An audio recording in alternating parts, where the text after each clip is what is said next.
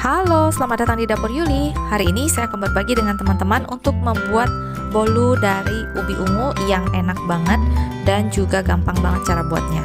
Langsung aja yuk teman-teman, kita ke bahan-bahan untuk membuatnya. Halo teman-teman, hari ini saya mau berbagi lagi dengan teman-teman. Kali ini saya mau bikin resep bolu panggang dari ubi ungu yang enak, lembut, tanpa SP tentu saja, nggak perlu pakai baking powder, baking soda juga ya. Jadi saya sudah pernah bikin yang versi satu lagi, caranya itu bikin kuenya bantet ya. Jadi yang satu lagi itu versinya saya bikin telur dikocok sama gula gitu ya, lalu dikasih tepung terigu, lalu juga larutan dari si ubi ungunya ya, sama mentega cair. Itu bikin kuenya bantet kalau enggak pakai SP ya. Jadi kali ini saya mau bikin cara yang saya gunakan itu cara seperti kita membuat marmer cake, cuman bedanya putih telurnya enggak saya kocok sama sekali ya teman-teman, jadi langsung gitu ya. Nah, resep ini enak banget, kuenya empuk banget juga, dan si ubinya berasa banget, tapi warnanya memang kurang begitu cantik kalau kita hanya pakai ubi ungu biasa gini ya. Jadi saya akan tambahkan nanti sedikit bubuk talas ya, bubuk talas atau taro gitu. Yang saya punya ini bubuk, jadi dia import ya, dia bentuknya bubuk gitu ya teman-teman. Nah kalau kalian mau pakai pasta talas juga boleh, tapi kalau kalian nggak mau pure bener-bener ubi ungu, warnanya juga boleh banget ya. Nah langsung aja kita bikin. Di sini saya sudah siapkan bahan-bahan, ada 5 butir telur ya, 5 butir telur dipakai semua teman-teman ya. Oke. Lalu di sini ada susu bubuk dan tepung terigu. Tepung terigu saya pakai 190 gram, protein rendah. Lalu di sini ada 20 gram susu bubuk supaya kuenya juga lebih creamy ya. Tentu saja ini susunya susu bubuk full cream ya teman-teman. Nah di sini saya sudah sediakan juga 180 gram gula halus ya, dan sekitar 200 gram mentega dengan mix dengan margarin ya. Lalu di sini ada 200 gram ubi ungu. 200 gram itu kondisinya ubinya belum dikukus ya. Jadi sudah dikupas, kalian timbang dulu 200 gram, lalu dikukus dan dihaluskan seperti ini. Oke. Nah, di sini juga saya udah kasih sekitar setengah sendok teh vanili ya, teman-teman, supaya lebih enak lagi rasanya, lebih ada vanilla flavor gitu. Tapi kalau kalian nggak suka vanilla flavor, kalian boleh skip aja. Oke, nah di sini saya juga udah sediakan loyang turban. Ini ukuran atasnya 24 cm, bawahnya 22 kira-kira ya. Jadi ini atas sama bawah itu nggak terlalu presisi nih teman-teman ya. Jadi kalian bisa pakai yang 22 lurus atau 24 yang kayak gini ya. Oke, nah langsung aja kita buat. Kita akan kocok dulu si gula halusnya dan menteganya ya. Nah teman-teman, ini kita kocok ya. Nah kita kocok sampai dia creamy dan berjejak ya, sampai pucet ya. Nah teman-teman, ini udah creamy banget ya. Kalau udah creamy itu kayak gitu, warnanya pucat ya. Ini kita akan pakai kecepatan 2, lalu kita masukkan si telurnya ya, perlahan-lahan ya, pelan-pelan aja kita masukin telurnya.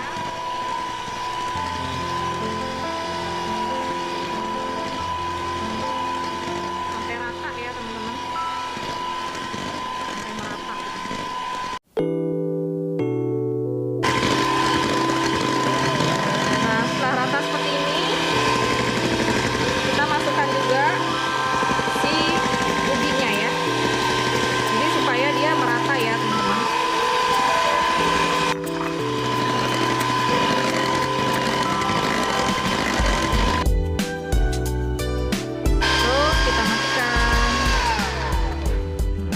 Ini udah cukup rata, kita akan ratakan lagi dengan spatula aja ya.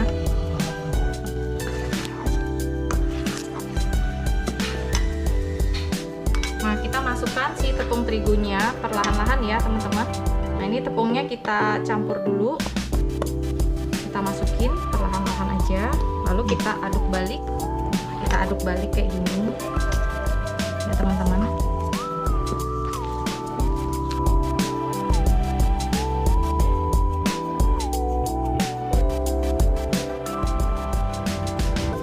Nah ini saya kasih bubuk taro dikit teman-teman, supaya warnanya cantik.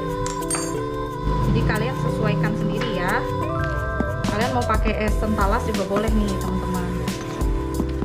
Nah, setelah kita kocok rata, lalu langsung kita masukkan ke dalam loyang yang sudah kita sediakan. Jangan lupa loyangnya diolesi dengan minyak Carlo dulu, kalau enggak dengan tepung dan mentega seperti biasa ya teman-teman. Nah, ini kita masukkan aja perlahan-lahan ke dalam loyangnya, lalu kita ketuk-ketuk kayak gini, terus langsung kita panggang. Nah, kuenya akan kita panggang di suhu 150 sampai 160 derajat selama lebih kurang 35 sampai 45 menit. Udah saya masukin ke dalam ovennya tuh ya. Nah, ini kita tutup aja ke api bawah ya.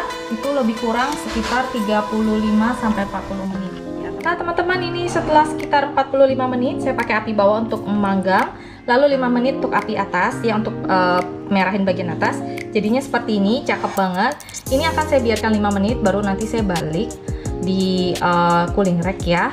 Lalu saya akan kasih lihat teman-teman betapa lembutnya kue ini dan warnanya juga cantik ya. Nah, sampai di sini dulu resep dari saya hari ini. Ini dia bolu ubi ungu ala dapur Yuli. Kalian bisa coba di rumah. Semoga resep ini bisa jadi inspirasi juga buat kalian ya. Sampai jumpa di resep berikutnya. Jangan lupa terus mendukung video dari saya dengan subscribe, like, dan share ya. Bye bye. Nah, ini teman-teman, ini saya buka ya. Ini masih panas banget. Tada! Nah, hasilnya tuh seperti itu ya, cantik sekali. Nah, teman-teman, ini akan saya potong, kasih teman-teman lihat dalamnya kayak apa. Ini lembut ya teman-teman. Pasti ini dalamnya juga cakep. Nah, tuh jadinya kayak gitu tuh teman-teman. Tuh, jadi dia kayak ada ubi-ubi ungunya gitu ya. Saya memang suka tuh yang ada ubi-ubi ungunya kayak gini nih teman-teman ya. Jadi dia enggak terlalu full gitu ya, tapi dia tetap empuk. Ini empuk kok, empuk sekali teman-teman, enak loh. Dan aroma ubinya berasa banget ya. Tuh, cakep deh. Jadi ini warna aslinya itu enggak kebiruan ya, tapi lebih ke ungu gitu ya. Kalau di kamera mungkin kelihatannya agak ke toska-toska gitu, tapi ini aslinya tuh ungu sekali ya. Oke? Nah, kalian boleh coba di rumah. Nah, teman-teman, buat kalian yang mau coba cara yang baru lagi kayak gini, jadi ini saya kocok dulu mentega sama gulanya, lalu dimasukkan si ubi ungunya itu ya, baru dimasukkan telur, juga boleh seperti ini ya. Nah, ini hasilnya nanti akan lebih rata, dia punya ubi ungunya, jadi nggak terlalu banyak totol-totol ubi ungu gitu. Tapi kembali lagi ke selera kalian ya, kalian lebih suka yang mana.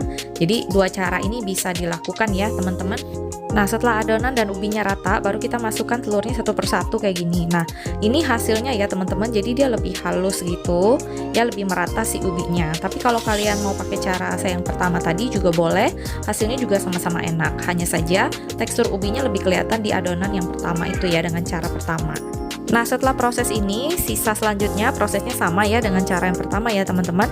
Dimasukkan ke dalam loyang, lalu kita panggang dengan suhu dan waktu juga yang sama.